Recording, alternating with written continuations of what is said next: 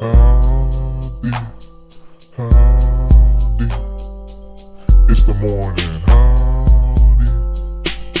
howdy, morning howdy. Howdy guys, and welcome to another episode of the Morning Howdy.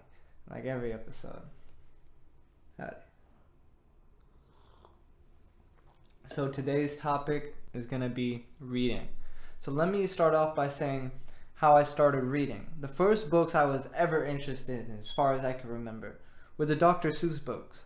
I loved all the rhythms, the colorful story and everything. And I guess that's why I started to like rap now, is because I like rhythm. I like rhymes. They're very catchy. It sounds good to the ear. But when I started reading independently on my own, the first book I ever read was The Outsider. So I used to get in detention a lot. So one day I finally decided to grab a book because I was tired of just sitting there and like just going crazy looking at a wall, And so I read the book. It's about like a greaser gang back in time. And their little conflicts that they had. It's a must read. Like I would recommend anyone to either watch the movie of The Outsiders or to read the book of it. It got me hooked. And then after that, I started reading pretty much a storyline setting of a nonfiction book called The Ranger Apprentice. There's about like 8 to 10 books. It's about like back in the days with bows and arrows and chivalry. And a lot of knights, armors, yada yada, horses, that type of setting, and like their wars and conflicts, and the protagonist and the evil guy that they always have to defend against or attack. It's very interesting. I really like the series. It got me hooked. I was so intrigued on the storyline and like how realistic the writer made the book seem, because I felt like I was living. I was reading it as if I was looking at it in a real life perspective. Like, it was very good. I was hooked. And I didn't really know the secret of reading. So I decided I did this. In 8th grade, I had a chance to pick a free elective. So I picked this reading class. I knew it was going to be a blow-off class. That was my thought about it. I would have a free hour, a period to just sit there and do whatever I want. There's no big deal. I don't have to do any work besides read. But I didn't blow off. I didn't stay on my phone. I actually read books. I was reading all these different type of books. I read The Hunger Games. I read The Maze Runner. All this during this class period. I had an hour, and I would get so lost in the hour would go by so fast. It would be like unmistakable, like where I just realized that reading is something good, and it's actually good for the brain. How is reading good for the brain? So first of all, when I would go to this class, it'd make the day easier. It's like going to PE or going to lunch. You're at school. It's one of those things. It's a stress reduction to your body when you sit down to read. It's kind of like sleeping in a sense. You get lost in your mind like a dream. You have a lower heart rate and blood pressure reduction whenever you're reading. It's a scientific fact that this happens when we decide to read. We just become really calm. We just become really collected in our thoughts. We become relaxed. Our bodies aren't having to walk around and move. It makes sense why that is. But, those are the benefits of reading and, keeping your mind up. Some other good things about reading is your vocabulary expansion. When you start reading, you start seeing other words that, you wouldn't usually say, but you tend to read them so you could finish the story.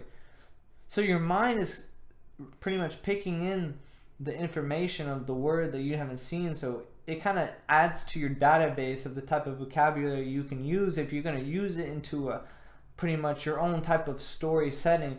You see a word you don't use, but you still apply it to whatever your mind is making up of the story, then you have efficiently used the word.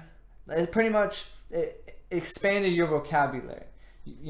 Every time we hear a new word and then we know the definition of it, it's something we'll always remember that we didn't know before. And that's really good. That only makes us more intelligent. Can you be smarter by reading? No, but we gain intelligence. We learn more knowledge. We become more aware of words, in a sense. And everything is described with words. a setting, a story, an event, an action. And then, it helps with our memory improvement. So when we start to read and we get into a story, we go back home and whatever we have to do next, we want to get back to that story. The memory is so fresh in our mind of what we read.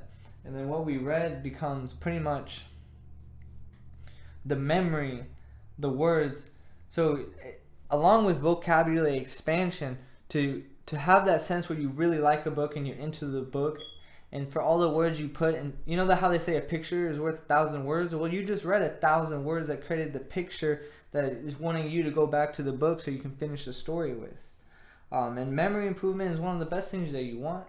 Because if you learn anything, you're going to want to remember it. You have a good time. You're going to want to remember the good time and why you even have good times. Increases your knowledge in a sense where, you read more informational stuff. You're going to acquire more knowledge. If you don't read, if you only know by experience, then you can only see what you can see, but you're limited to what other things are going on around you at all times. So it's good to keep up on your reading. If it's on fictional things, knowledgeable things, you can only increase your intelligence / knowledge. And lastly, it improves your focus and concentration. Because when you're when you're in a book, you're reading the words constantly. You're at your own pace. You kind of just go into it's like running. You just stay in your own pace and you're reading and all the information you're taking in from the words is creating the story in your head and you're living in. You don't even realize it. It's just your focus is on the words, reading the words, seeing the words, and then the concentration is to keep that pace to where all the information that's coming in is creating the dialogue of what's going on, like what keeps you intrigued.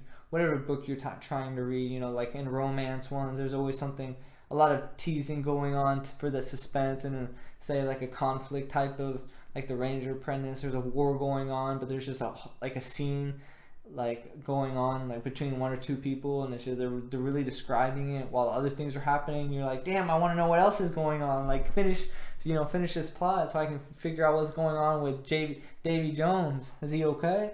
That type of concentration, and focus is really good. It's really good for the mind. Hold on.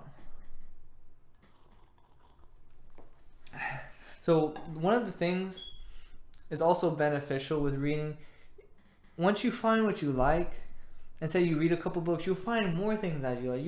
Reading is its own type of experiment. The knowledge is for everyone. Reading the words written down are for everyone. I actually ventured off from the nonfiction books, and I only read fiction books now. I don't really like the stories. That was when I was first reading and I was getting into the whole stories.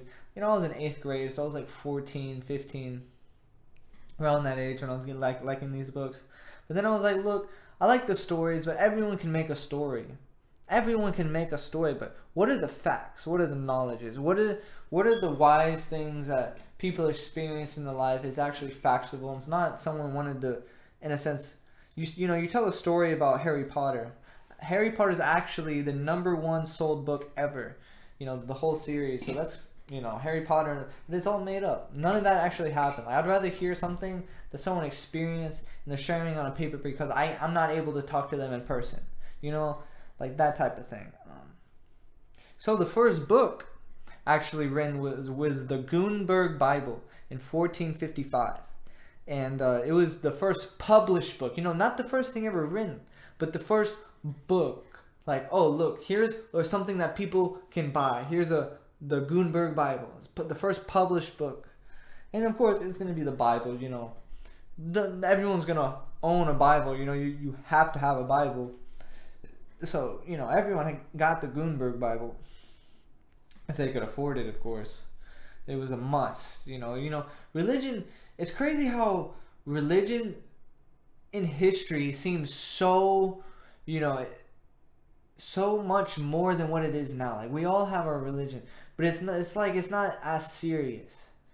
I don't know why that is. Like, when I look at history and I see how people looked at religion, it was like life and death, like serious. Like, you just you say one thing, and everyone has to follow these rules. It's like, I don't know. It's just something I've always perceived in religion with history, that it just seems so much drived in. Like religion just played such a bigger part. Not like if it was bad or good, but it was just like, bam, just like, I don't know. Anyways, how fast can people read? How many words per minute can an average person, average adult read? Usually depending on the person, an average adult who's, able to read and has read, before, is around 200, 300 words per minute. That sounds crazy, but you think about how long a second is. And a second isn't as quick as you think. Whenever you stare at a clock and you're really wanting to go somewhere, that clock takes, it's slow. And you can do a lot of things in a second. You can throw 4 punches in a second. Think about that concept. You can throw 4 punches. You can drive a certain amount of feet. If you're going a certain amount of miles per hour, you can do a lot in a second, and you can read a lot of words in a second. Just like how all the information we take in a second, using our eyes and our ears and our nose and our sense of touch, it's the same concept. We're actually using a little bit less of all that because we're only focused and concentrated on the book. So our eyes are just moving and moving and moving, right?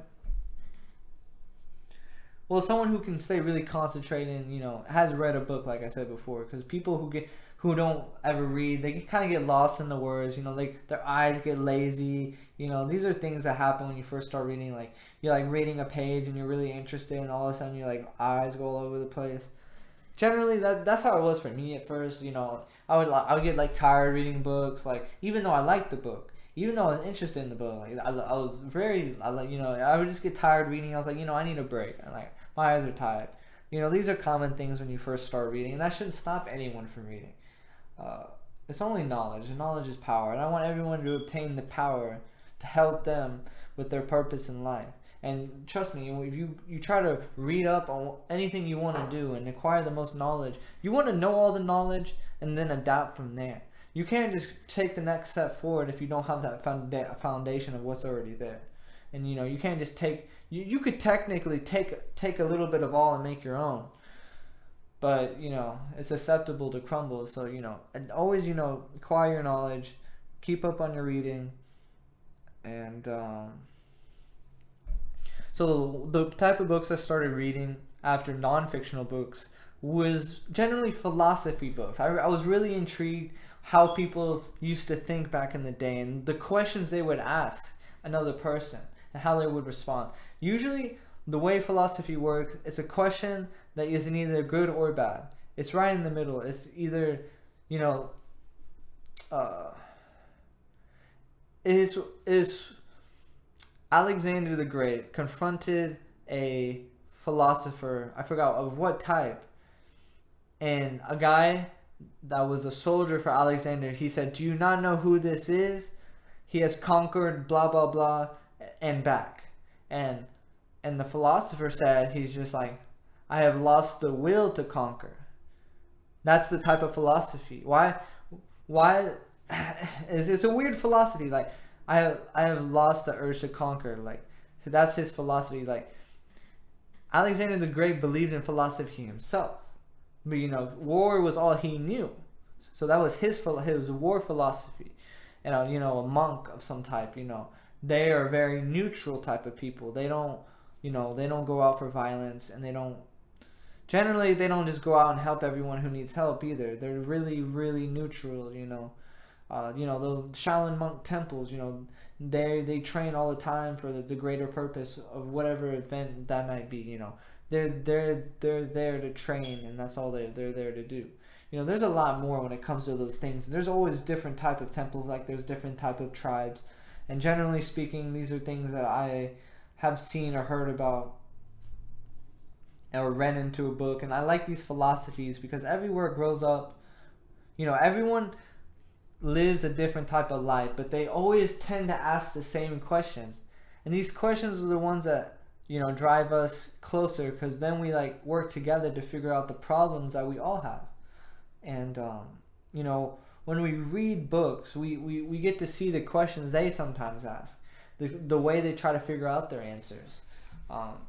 In books, like I said, so the first way people started writing was through the papyrus plant. Yeah. papyrus plant. And it was used with the Egyptian Mediterranean tribes all around there. And that was their first, generally the first knowledgeable source of, besides for stone, that they would use for writing. And I think it's interesting because they would use plants. Like, what else would you use? You use the forest for everything. You use everything you can see. You try to use, just like the Indians with the buffalo. You know, you want to use all of the buffalo. You know, you use the plants. You want to use the plants for anything you can conceive of. You know, that's the best way to do anything, really. And then you know then there was China was like the first to have like the printer, like I think it was like the like really make the first type of paper. What was that? I'm having a brain fart. The first paper money. Yeah, that's right. They had the first paper money, but you know there was a lot of sources of writing before then, and you know, it's always developing. Now it's all digital, and we can just record ourselves. We don't need to write anything down. But before they even had sources of writing, it was all of legend. It was all passed down by mouth. And you think about that, how, you know, you could say anything to someone, right? And they can conceive it in whatever way they want to. But if it's written down, it's conceived by the person who reads it. And if they can read the language, then they can take it for what it is. And you're not always going to be there. So, you know, people used to leave notes. People used to leave messages. There's no other way to speak if you write something down. You know, that's generally, I feel like, the first type of writing started. Some type of verbal communication if you weren't there. If you're not there. If you're deaf. Or for the blind, you know. Not for the blind, for the deaf. You're blind, you can't read nothing. But,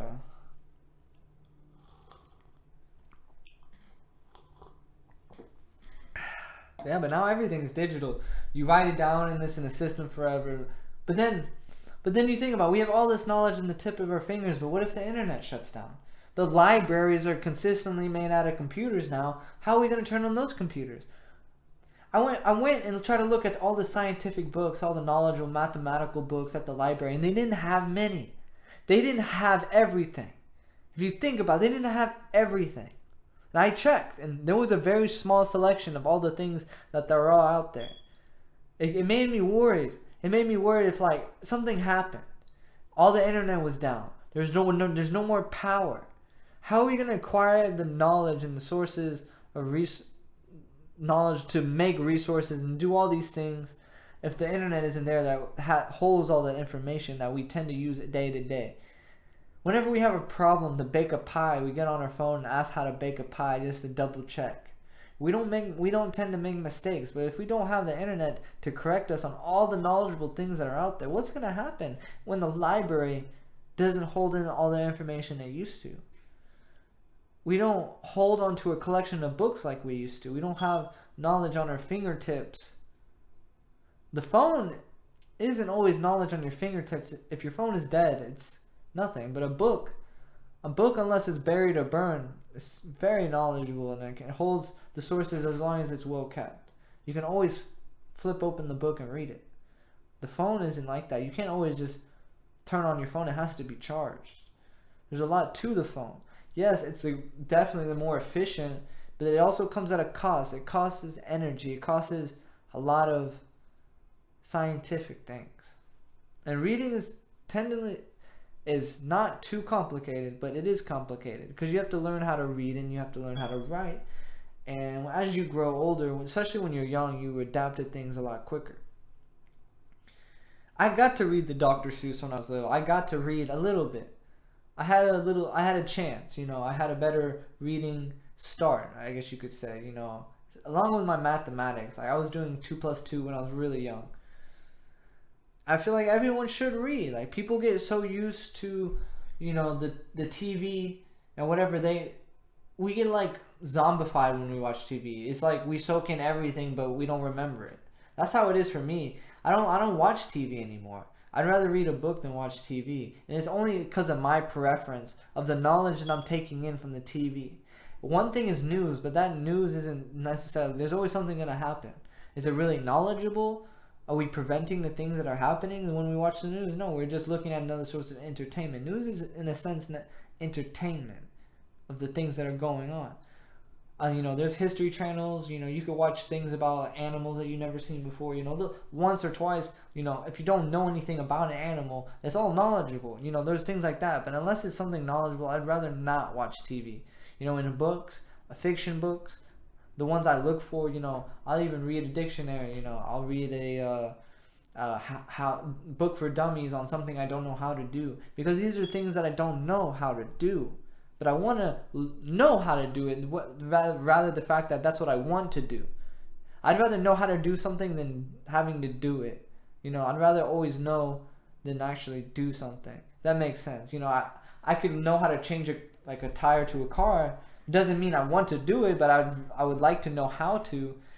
Just like CPR. Like, I don't want to have to, go on someone's backside and go their gut. But I'd rather know how to do it than do it if I don't know how to do it. In a sense, like, I don't want to.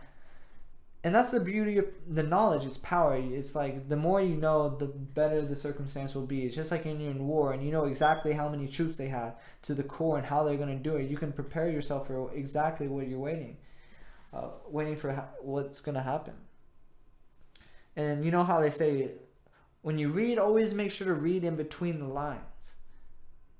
And it's true, because there's always more meaning to what people say. And it's not because they purposely try to put that secret type of meaning. It isn't the secret meaning that only other people can see. But you have to understand that you aren't the one who wrote this. You don't even know who they are, and you're reading a book. You see a picture of them and you just what they read, and you love the book. But then you have to really put yourselves in the people who wrote the words itself. And the reason they decided to write the book. If it was rather fiction, non-fiction, always read in between the lines, and you'll find more information than you were seeking for. And whether it's good or bad, it's always, whether it's bad, it's better for you to be knowledgeable about the bad than unknowledgeable. You could read people's faces. You could look at someone and you take in what you see. You're reading them. That's how people would describe it, and you can know somebody just by looking at them. But you have to read, in a sense. You have to actually take the time to want to be knowledgeable about something. Say you're just obsessed with romance. You're so obsessed with romance, but are you really having romance yourself? The knowledge in between the lines of why you're reading this type of book is because maybe that stimulation isn't one you're having in your real current life. Reading, it makes you find a lot about yourself without even knowing. You tend to like something, you say that's your favorite, but why is it your favorite? Do you ask yourself why it's my favorite? And then you give your explanation why it's your favorite. Oh, it's fun, it's entertaining. But then only someone else can ask you the question. There's certain type of questions that maybe you wouldn't ask yourself. I find myself liking fiction books. I don't like to be, I like the truth. I like proof. I like, there was this biochemistry book, and what was it called? There was just a lot of these books I saw at the Barnes and Nobles that quantum physics. That's what it was, quantum physics. And I wrote some equations down in my book, and I was reading it. And there was a lot of equations, not so much definitions. It's more mathematical and ways you do something and how you record the type of things like energy or momentum or speed. Just little things like that, like how you would record them in a type of machine quantum physics would be in. And I read something about the quantum mechanical Schrodinger equation of a hydrogen atom. These are things I would never know, and these are things I'd rather want to know than ever having to do it, because this is a lot of work. But if I know the equation, it's just like knowing how to divide. Maybe it'll be useful one day. And I like things like that. I look at it and I read it. It's acquired into my database, but it's like I never have to use it, but at least I know the equation, if that makes sense. I don't ever will have to use the equation, but I'd rather know what the equation will look like and what it means instead. And I don't think I will ever use that equation. I feel like there will be a software on the computer that'll do it for me. You know. I like a lot of things like that. I like things that it's like knowing how to fight, but you don't want to have to fight, but you'd rather learn how to fight. It's just like reading. People don't want to read. People don't generally want to read at first, but once they get into reading, once they acquire the knowledge, once they realize why, when they read, what's going on, why is it happening, what's good from it, and what can come bad from it. You know, the more knowledge you know, the more excited you can like be about something. You know everything about your date. You know, you'll be excited. There won't be so many questions. You won't be nervous. You know, people like nervousness for whatever the case may be, but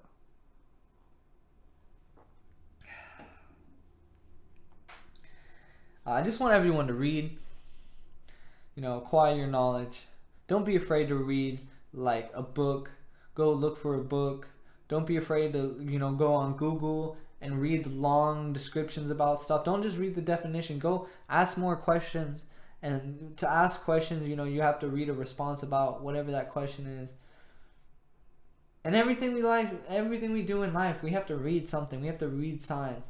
If you read more, you'd think about it, you'd be able to read a sign faster if you're driving. And it only prepares you for whatever comes your way. It improves your eyesight, for God's sakes. Like, what could be better than that? To have a sharper hand-eye coordination. You wouldn't think it's so much hand-eye, but you're using your eyes to look at words, and you think of the words as you see them pretty fast. And then all that's, it's like Twitch fibers for your brain, and you're knowing how to respond to whatever the words. It's like a real-life conversation. You hear something before that you read, and you can have a response for it immediately. You make things just more efficient. You become smarter, more intelligent, more knowledgeable, and all. I want people to know how to fall off their path, but choose not to fall off the path. How can I? All you want to do is win, but then you ask the question, how am I going to lose today? What's gonna be my battles? And just as long as you know how to beat them, doesn't mean you always have to face them, but you'd rather know how to beat them. I want everyone to acquire the knowledge, to keep reading, to have a higher sense of, thought, for example, intelligence, and just go out there and kill it. Do your best. And a lot of the times it starts with reading. Like, I didn't want to learn more as much as I do now if I never started reading. Just like when I started fitness, I never wanted to gain more muscles and be healthier until I got to feel the feeling of actually being healthier and being more energized. Not just strength, but having more energy. Being able to not be scared to climb a wall and get tired or get sweaty. Those are the type of things I want to encourage. I'm not scared to read a book because that's going to be boring. I want to read a book even though it's boring, so I can gain more knowledge. And I think more knowledge 100% defeats the purpose of it being boring.